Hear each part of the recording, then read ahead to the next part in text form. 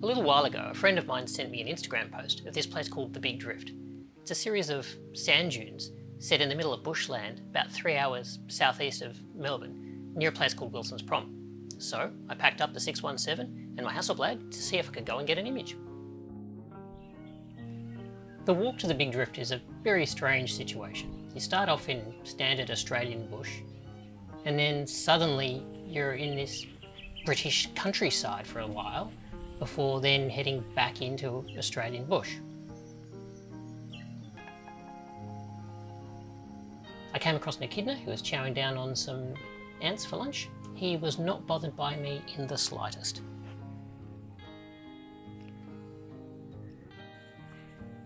You could just make out the Big Drift in the distance as the path started to sort of head up and get a bit sandier.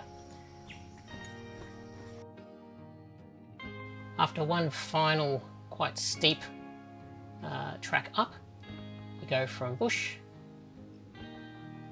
to sand dunes.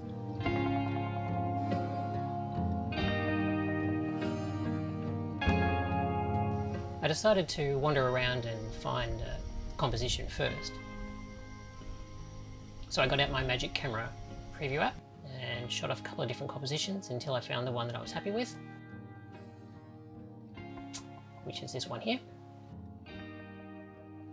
But it was still very harsh sunlight, so I wanted to wait a while.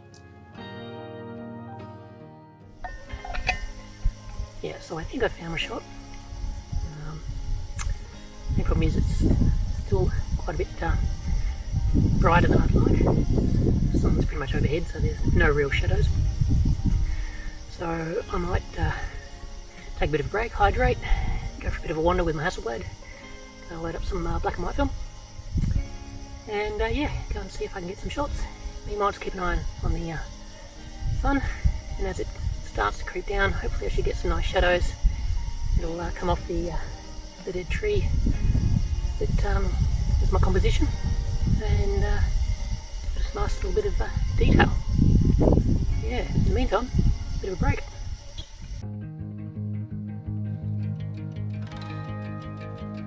So I loaded up the Hasselblad with some black and white film, some Ilford XP2. I haven't shot black and white in a while.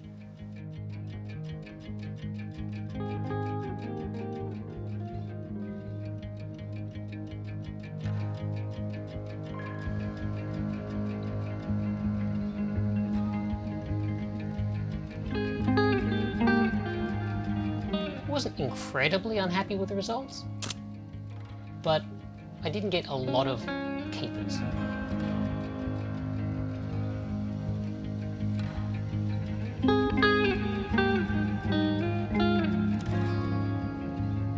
Carrying the Hasselblad around in the sand is definitely one of the scarier things, sand being the enemy of cameras. This is a rather simple image, but it has something going for it.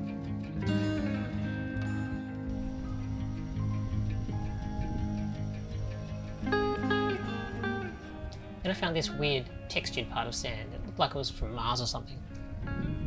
If I had a macro lens for the Hasselblad, I think this image would have come out really, really good.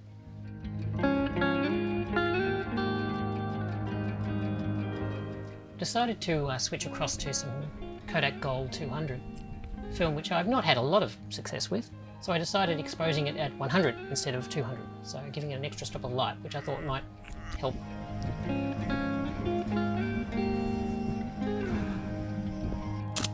And I have to say, I was incredibly surprised by the images.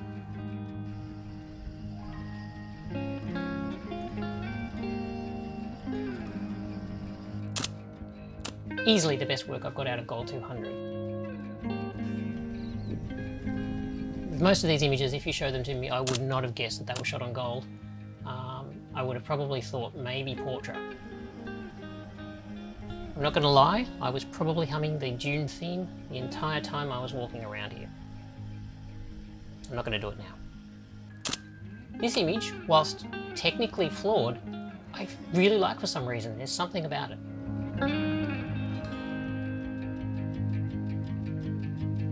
And then for my last couple of frames on the roll of 200, I shot this tree. Patented eat the dark slide technique there.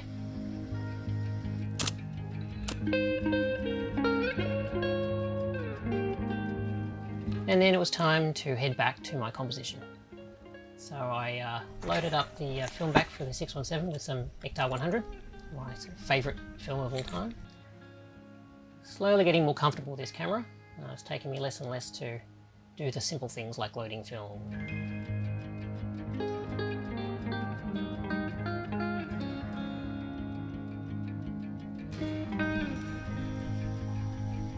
Because of the hike in, I decided to take my lightweight tripod with a lightweight ball head on it. I don't think I'd ever do that again. This camera really needs the heavier tripod with the geared head.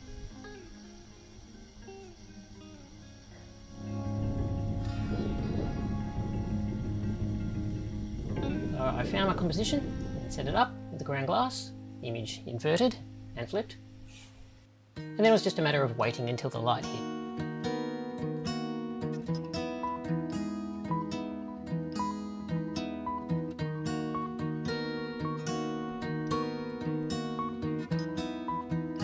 And then firing off my first frame. F16, 1/30th of a second.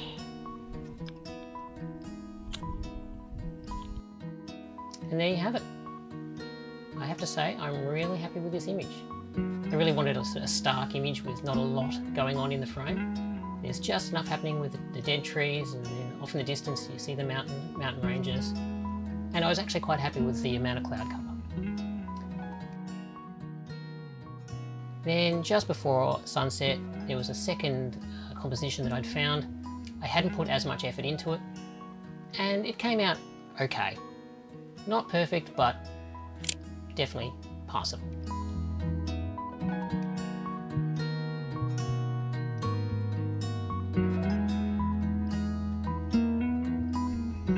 And so it was off back to my car and my campsite.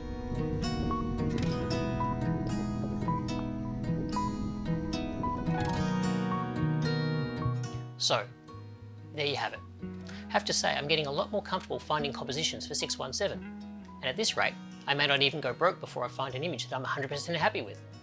So, until the next time where I spend hundreds of dollars on fuel and accommodation to get an image, do me a favour and say hi to your dog for me.